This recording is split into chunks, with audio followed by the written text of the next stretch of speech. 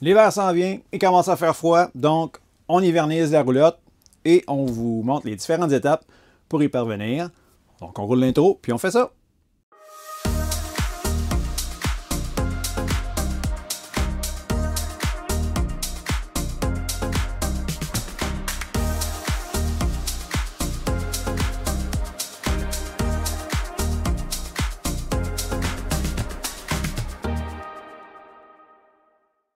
Donc, hivernisation de la roulotte, chose qui est bien importante, différentes étapes, mais c'est vraiment pas compliqué. On va y aller étape par étape. Vous allez pouvoir suivre, il va y avoir des chapitres dans la vidéo que vous allez pouvoir vous référer également. Tout le monde peut faire ça, c'est juste de prendre son temps. Ça ne demande pas nécessairement des outils spéciaux non plus.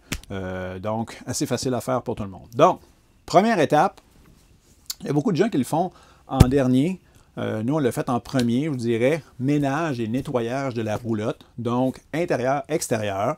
Laver la roulotte à l'extérieur, laver la roulotte à l'intérieur, faire le ménage, retirer les draps, aller faire laver les draps à l'intérieur de la maison, retirer tout ce qui peut attirer l'humidité. Pas nécessaire de rentrer les matelas et les coussins, tout ce qui est à l'intérieur. Il y en a qui le font, c'est correct. Nous, on ne l'a jamais fait, on n'a jamais eu de problème. Mais bien faire le nettoyage, une espèce de grand ménage là, avant de fermer la roulotte, tout simplement pour que lorsque la prochaine saison de camping va arriver, bien, ça va déjà être fait et on va pouvoir directement partir, retourner faire du camping. Ça peut être important aussi, pas que ça peut, mais c'est important aussi de nettoyer le toit. On va avoir une vidéo qui va arriver sur la chaîne éventuellement, qui est justement entièrement consacrée au nettoyage du toit de la roulotte. Lorsque ce sera le cas, j'ajouterai le lien dans la description. On va avoir une carte à quelque part qui va apparaître. Vous pourrez cliquer dessus pour le consulter. Et, super important, vérifier les joints. S'assurer qu'il n'y a pas de joints craqués. Si c'est le cas, de les réparer, de faire les réparations nécessaires, évidemment, pour éviter les infiltrations d'eau à l'intérieur de la roulotte durant l'hiver. Donc ça, c'est la première étape. La raison pourquoi on le fait en premier, c'est que principalement pour l'intérieur de la roulotte, mais vous avez encore la lumière parce qu'un coup que le courant est coupé, qu'on enlève les batteries et ainsi de suite, évidemment, c'est très noir à l'intérieur de la roulotte, moins agréable de faire du ménage avec une lampe frontale ou avec une lampe de poche. Donc, c'est la raison pour laquelle on le fait en premier. Je sais qu'il y a beaucoup de personnes qui font ça en dernier, mais nous, on l'a déjà fait, on fait la première étape. Donc, première étape, ménage intérieur et extérieur de la roulotte. Deuxième étape, le nettoyage des réservoirs d'eau grise et noire. Évidemment, idéalement, vous le faites lorsque vous êtes à un camping avec des égouts. Sinon, si vous avez un endroit, des stations de dompage qui sont offertes par votre ville, ça peut être quelque chose de disponible aussi. Mais bien rincer les réservoirs, comme vous le faites normalement. On a une vidéo qui est littéralement dédié pour le rinçage. On l'a fait en fait la semaine dernière dans notre cas. Donc, il va y avoir une carte qui va apparaître quelque part dans l'écran. Mais sinon, vous pouvez vous référer également au lien dans la description du vidéo. Donc, vidage et vidage, ça devrait déjà être vide, là, mais nettoyage et rinçage des réservoirs d'eau noire et d'eau grise. Troisième étape, c'est de s'assurer que notre réservoir d'eau fraîche d'eau potable est bien vide. Et pour ce faire, vous allez devoir vous pencher en dessous de votre roulotte. Il devrait avoir un petit tuyau comme ça avec une valve qui descend. On voit le réservoir d'eau fraîche qui est juste ici. Puis c'est le point le plus bas pour le réservoir. C'est seulement d'ouvrir la valve qui est là, puis de laisser couler l'eau.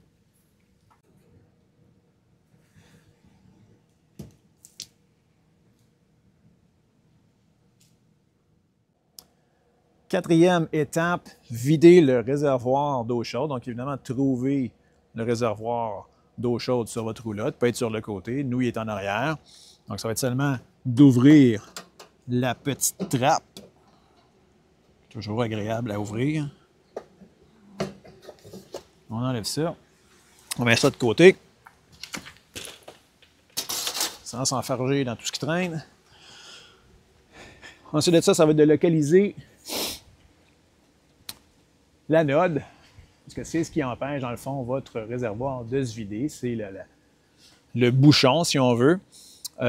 Évidemment, il y a différents modèles de chauffe-eau. Le vôtre ne sera pas nécessairement exactement comme le nôtre. Dans certains cas, c'est assez difficile d'accès de la façon que l'anode est placée. Il y a des petits outils qui se vendent pour accéder à si jamais vous avez un anode qui est un peu mal placé. Dans mon cas, l'anode est vraiment bien placée et seulement avec une douille, 1 pouce, 1,16, on peut facilement y accéder. Donc, on peut tout simplement enlever ça, dévisser l'anode, puis évidemment, l'eau va se mettre à sortir.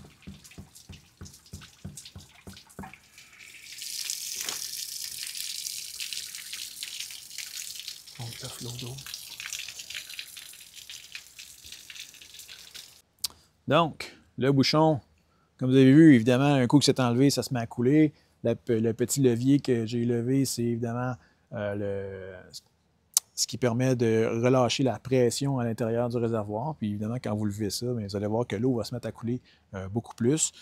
Ça, évidemment, c'est le temps, lorsque vous l'enlevez, de vérifier si elle est encore bonne. Nous, presque neuve. C'est un petit peu mangé ici, mais c'est quand même pas si pire.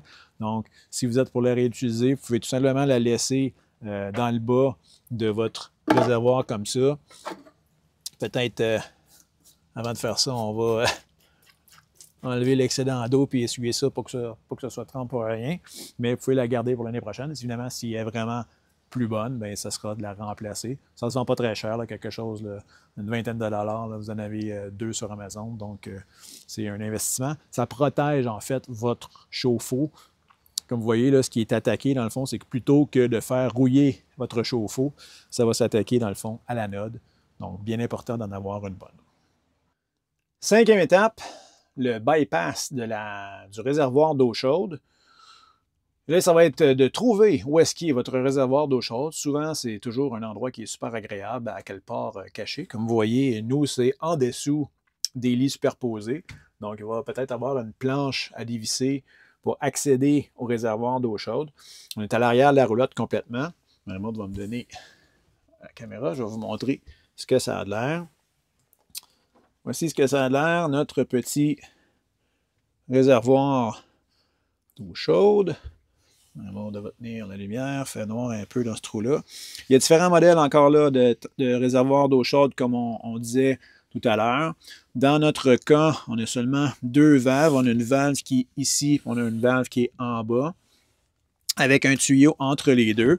Le but, en fait, peu importe le modèle, c'est de s'assurer que lorsque on va ajouter l'antigel dans les tuyaux, on ne veut pas que ça rentre à l'intérieur du chauffe-eau. Donc, dans certains modèles, il va y avoir un tuyau entre les deux qu'il va falloir ouvrir, dépendamment du modèle, comme je dis. Le but étant qu'il n'y a rien qui rentre là-dedans. Normalement, le sens des valves indique vers l'endroit où est-ce que le liquide va s'en aller. Comme là, vous pouvez voir, les valves pointent vers le chauffe-eau, donc le liquide passe comme ça, rentre dans le chauffe-eau. Même chose en bas, va sortir du chauffe-eau, va retourner comme ça, ou plutôt l'inverse. Et lorsque je vais tourner les valves dans l'autre sens, je vais faire ça sur les 2 valves, évidemment. Comme ça et comme ça. Là, la valve est dans le sens du tuyau, donc l'eau ne va pas rentrer dans le chauffe-eau, elle va passer par le tuyau. En fait, l'eau froide, là, va passer par le tuyau, s'en aller comme ça, pour retourner dans le tuyau, donc sans rentrer dans le chauffe-eau. Donc, c'est pas plus compliqué que ça. Il s'agit de tourner les valves, s'assurer qu'il n'y a pas rien dans le fond qui s'en va vers le chauffe-eau.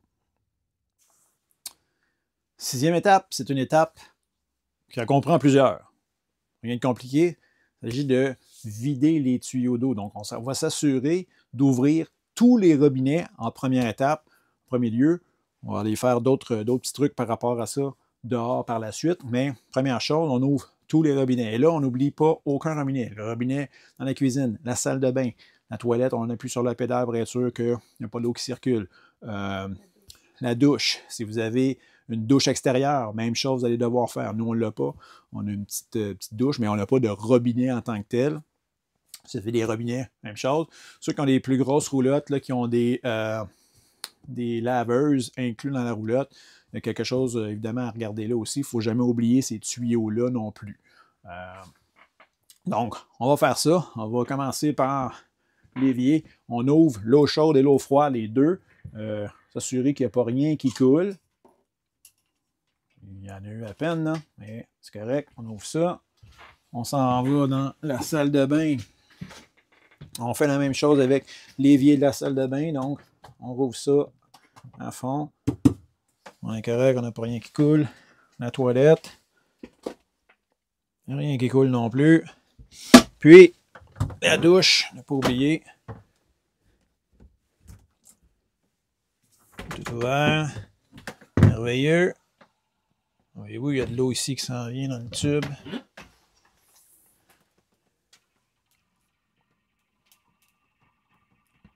Plus des ballons que de l'eau, donc on devrait être correct. On va laisser ça dessus le drain. Prochaine étape, on s'en va dehors pour continuer à vider nos tuyaux, mais de l'extérieur. Deux choses à faire lorsque vous êtes dehors pour les tuyaux. Première chose, sur votre connexion d'eau pour la roulotte.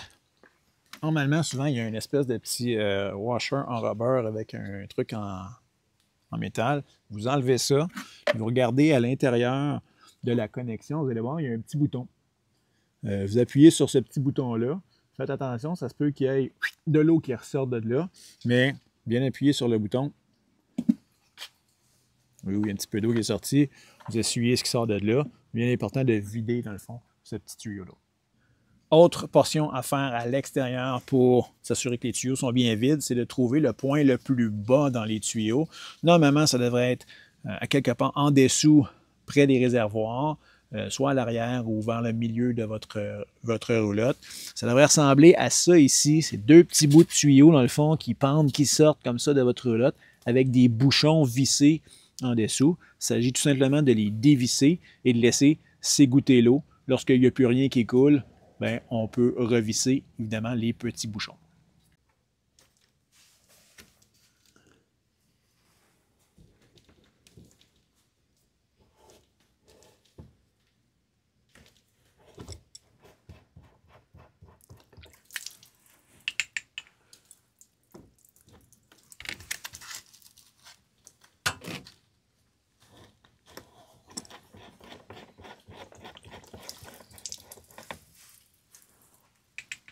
Petite étape supplémentaire que vous pouvez faire, c'est peut-être pas nécessaire, mais vous pouvez mettre de l'air dans les tuyaux, souffler l'air dans les tuyaux, ce qui va pousser la moindre petite goutte d'eau qui pourrait rester. Il y a un petit appareil, un petit tuyau comme ça qui se vend, qui se visse dans le fond d'un côté dans la connexion d'eau de la roulotte, puis de l'autre côté sur un boyau de compresseur, avec une petite valve qui vous permet d'ouvrir l'air. La seule chose à faire attention, c'est de ne pas envoyer trop de pression d'air. Vous pouvez régler votre compresseur à environ 40 à 50 PSI. Ça va être amplement suffisant pour pousser l'air dans les tuyaux sans risquer d'endommager ces derniers.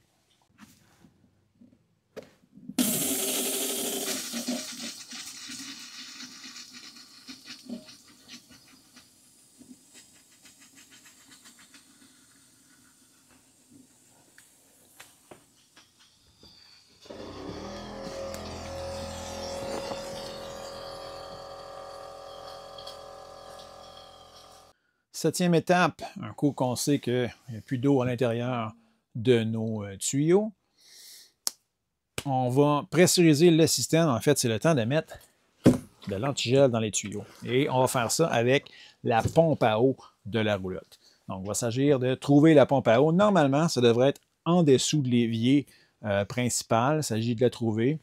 Dans certains cas, il va y avoir une petite trappe comme ça, cachée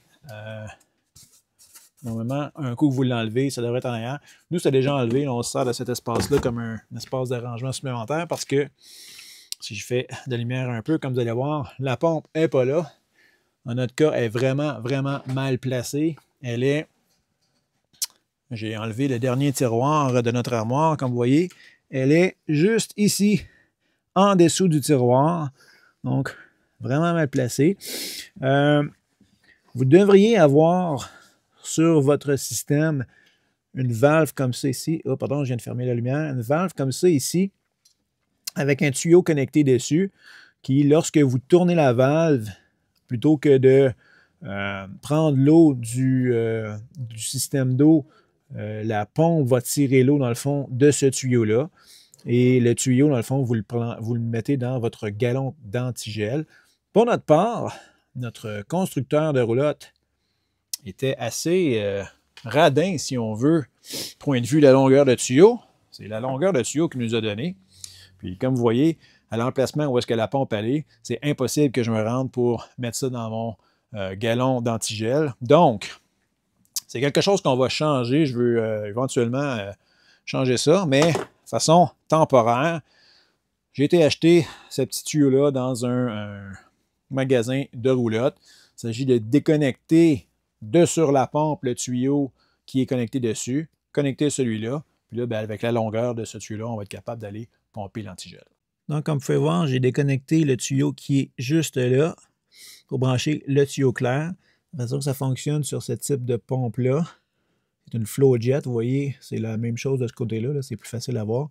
Il y a une petite bague bleue qu'il faut tirer dessus, ce qui fait que ça relâche le tuyau. On a juste à tirer dessus ensuite, replacer l'autre tuyau et repousser sur la bague bleue pour le parer en place.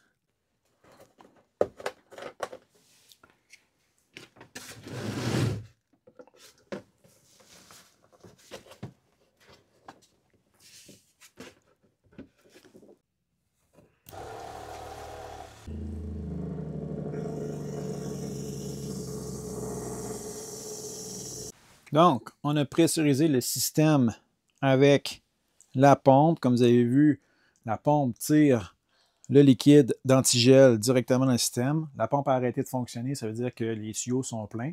Là, ce qu'il nous reste à faire, c'est d'aller ouvrir une par une les champlures partout dans la roulotte.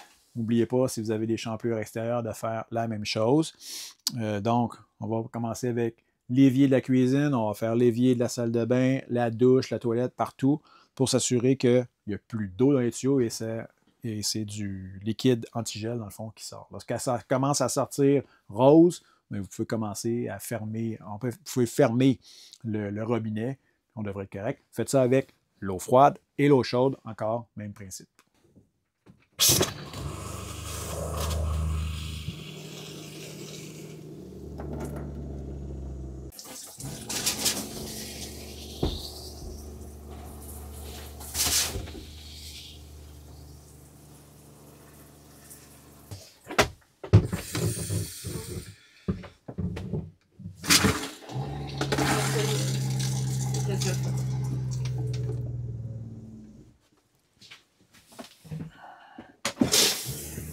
C'est bon.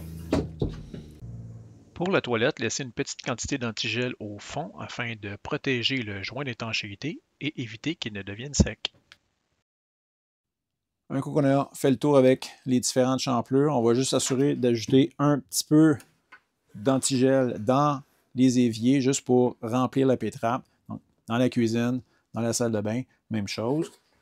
On va mettre une petite affaire.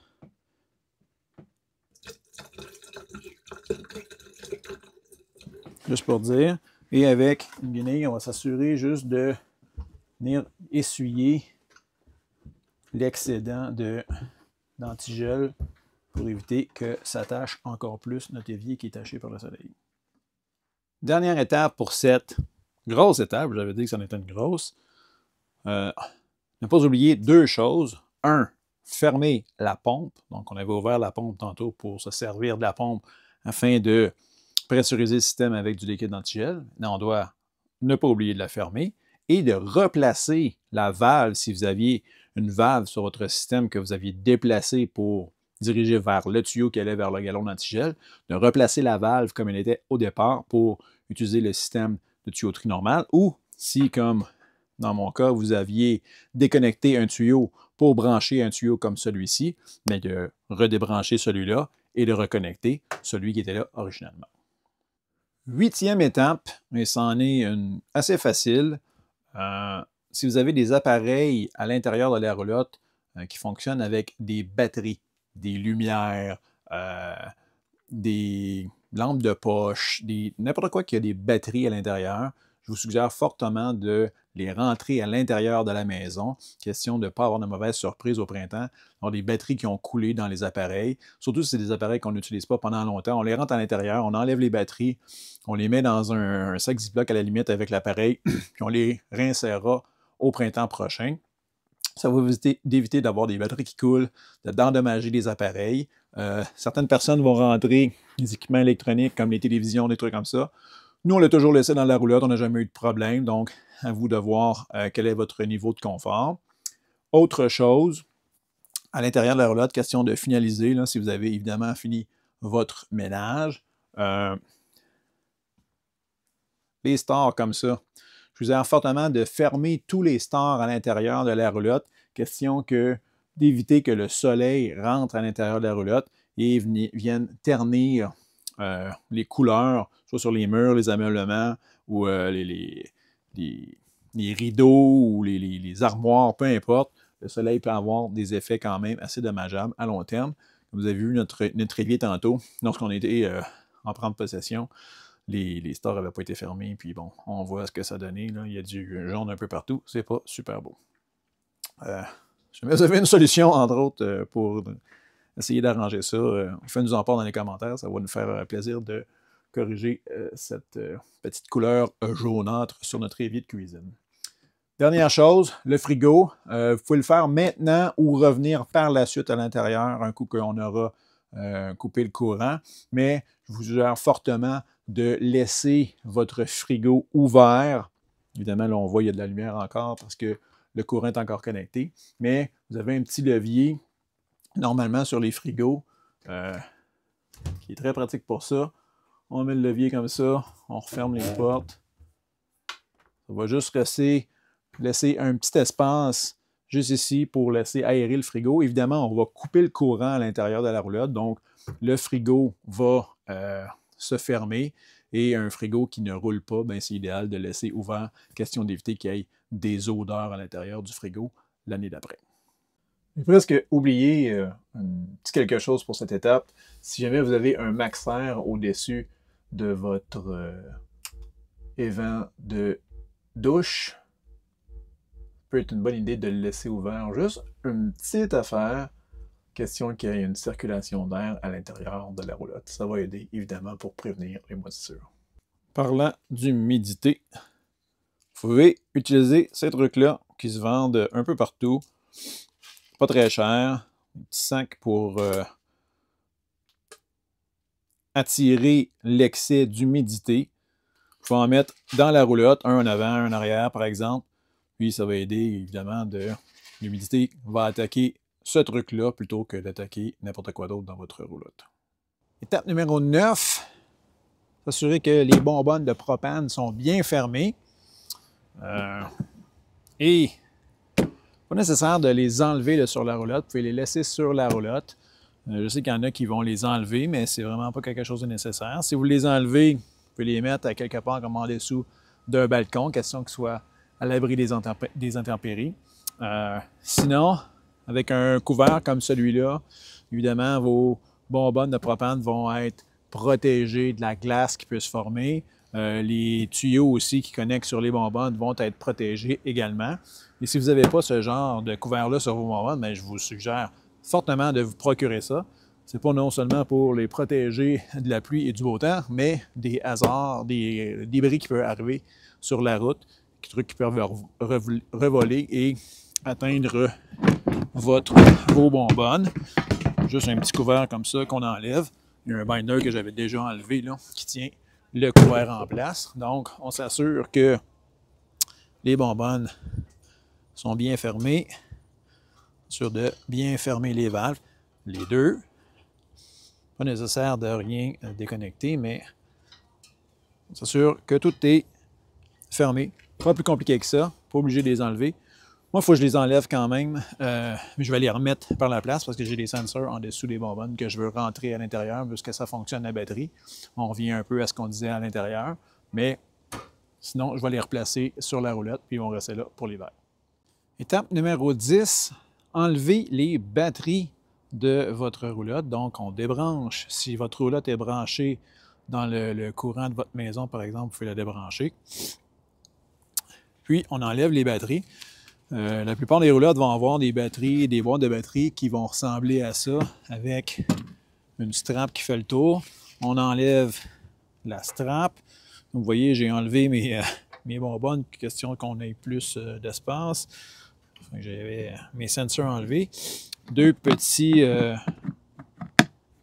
palettes sur le côté, dans le fond. On tire, ça nous permet d'enlever le couvert tout simplement.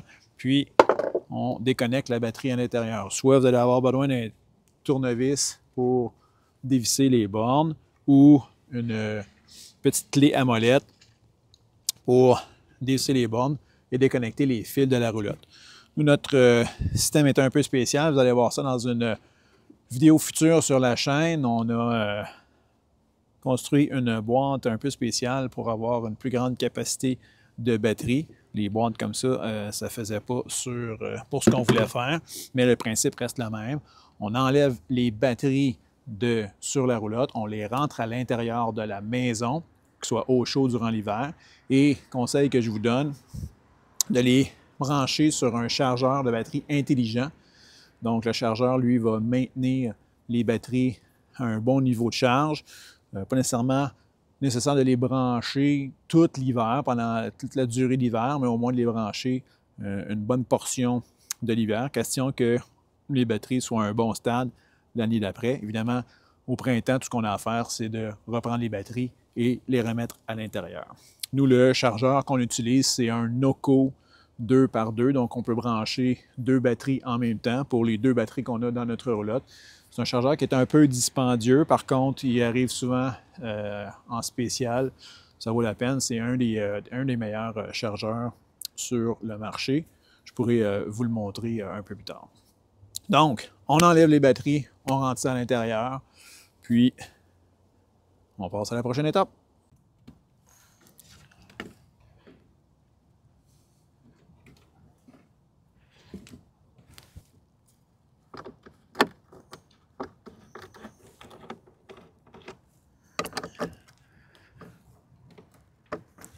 Donc, voici le petit chargeur que je vous parlais tantôt.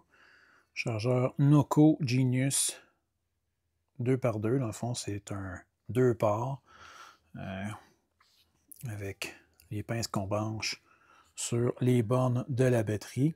Ce qui est intéressant avec ce chargeur intelligent-là, c'est qu'il prend tous les types de batteries. Là, je ne sais pas si on voit bien, là, mais ça prend les batteries 12 volts au plomb, 12 volts AGM, 12 volts lithium et batterie 6 volts également. Donc, on peut en charger deux en même temps ou en maintenir deux en même temps. Ça a également un mode de réparation à l'intérieur de ça. Noco Genius, c'est des très bons chargeurs. Ils ont des très bonnes évaluations techniques. Et ils ont d'autres modèles. Là. Moi, j'ai pris le 2x2. Je l'étais en mesure de brancher deux batteries à la fois, puis d'alterner avec une troisième batterie que j'ai pour le moteur électrique du Zodiac. Mais ils font des modèles pour une batterie, 4 batteries. Ils ont vraiment différents modèles, différents ampérages également. C'est recommandé de prendre un ampérage pas trop élevé, question que ça recharge la batterie plus lentement que rapidement. Ça va aider à garder la batterie en meilleur état. 11e et dernière étape, c'est une étape qui est facultative. On dirait de mettre une couverte ou une couverture, dans le fond, sur la roulotte. Comme je disais, c'est pas tout le monde qui veut faire ça. Nous, on en met toujours une à chaque hiver. On ne va pas vous la mettre dans cette vidéo-là. On va faire une vidéo pour vous montrer comment on le fait dans une vidéo à part la semaine prochaine. Il va faire un peu plus chaud, moins venté. On va s'assurer que ce soit fait comme il faut. Évidemment, idéalement, une journée qu'il n'y a pas de vent pour mettre un couvert. La seule chose, si vous décidez de couvrir la roulotte, c'est de ne pas la couvrir avec n'importe quoi, ne pas utiliser les grosses bâches vertes ou grises qu'on trouve chez Canadian Tire ou chez Rona, là, qui ne laissent pas respirer la roulotte, qui en plus peuvent venir graffiner. On va laisser passer l'autobus. Qui en plus peuvent venir graffiner les côtés de votre roulotte. C'est vraiment pas le genre de choses qu'on veut appliquer. Évidemment, ça risque plus de causer de la moisissure sur votre toit plutôt que de la protéger. Donc, si on résume les différentes étapes pour éverniser notre roulotte, première étape, on fait le ménage intérieur et extérieur de la roulotte et on n'oublie pas de vérifier les joints sur le toit, étape qui est primordiale. Deuxième étape, on nettoie, on rince les réservoirs d'eau noire et d'eau grise, surtout celui des eaux noires. Troisième étape, on s'assure que notre réservoir d'eau fraîche est complètement vide en ouvrant la petite valve. C'est probablement l'étape la plus simple de toutes les étapes qu'on a vues ensemble. Étape numéro 4, on s'assure de bien vider le réservoir à eau chaude de toute son eau. Donc, on enlève la petite plug, puis on s'assure que le réservoir est complètement vide. Étape numéro 5, on s'assure de faire le bypass du chauffe-eau, donc trouver le chauffe-eau dans votre roulotte, puis s'assurer que les valves ne pointent pas vers le chauffe-eau pour pas qu'il y ait d'antigel qui rentre dans votre réservoir d'eau chaude. Étape numéro 6, on s'assure de bien vider les tuyaux d'eau. Donc, en ouvrant les robinets à l'intérieur, ne pas oublier si vous avez des robinets à l'extérieur non plus, s'assurer de vider les points les plus bas aussi sur votre roulotte comme on a vu ensemble. Vous pouvez même souffler de l'air dans les tuyaux pour s'assurer qu'il n'y en a aucune goutte qui va rester à l'intérieur des tuyaux. Étape numéro 7, pomper le liquide d'antigel dans le système de tuyauterie en utilisant la pompe à eau de la roulotte. Étape numéro 8, on sort tout ce qui est de la roulotte avec des batteries. On s'assure de fermer les stores pour pas que le soleil affecte la couleur à l'intérieur de la roulotte et on s'assure de laisser le frigo entrouvert. Étape numéro 9, on s'assure de bien fermer les bonbonnes de propane. On peut les laisser sur la roulotte avec le couvert pour les protéger, mais on s'assure qu'elles soient bel et bien fermées. Étape numéro 10, on déconnecte les batteries de la roulotte, on les rentre à l'intérieur de la maison, on s'assure de les brancher sur un chargeur intelligent durant l'hiver. Et étape numéro 11, étape qui est facultative, la décision de mettre un couvert sur votre roulotte ou pas. Donc, c'est pas plus compliqué que ça pour éverniser une roulotte. J'espère que les différentes étapes qu'on a vues ensemble vont démystifier et simplifier le processus d'hivernisation de la roulotte et va vous assurer de garder votre roulotte en bon état et prêt pour la prochaine saison de camping qui, on ne peut que souhaiter qu'elle arrive assez rapidement. Donc, sur ce, si vous avez apprécié la vidéo, un petit pouce bleu. Évidemment, comme toujours, on vous demande en échange un petit retour. Si vous n'êtes pas abonné à la chaîne, considérez vous abonner à la chaîne. Partagez la vidéo à qui vous pensez que ça peut être utile. Puis sinon, bien, on se revoit dans un prochain vidéo. Salut tout le monde!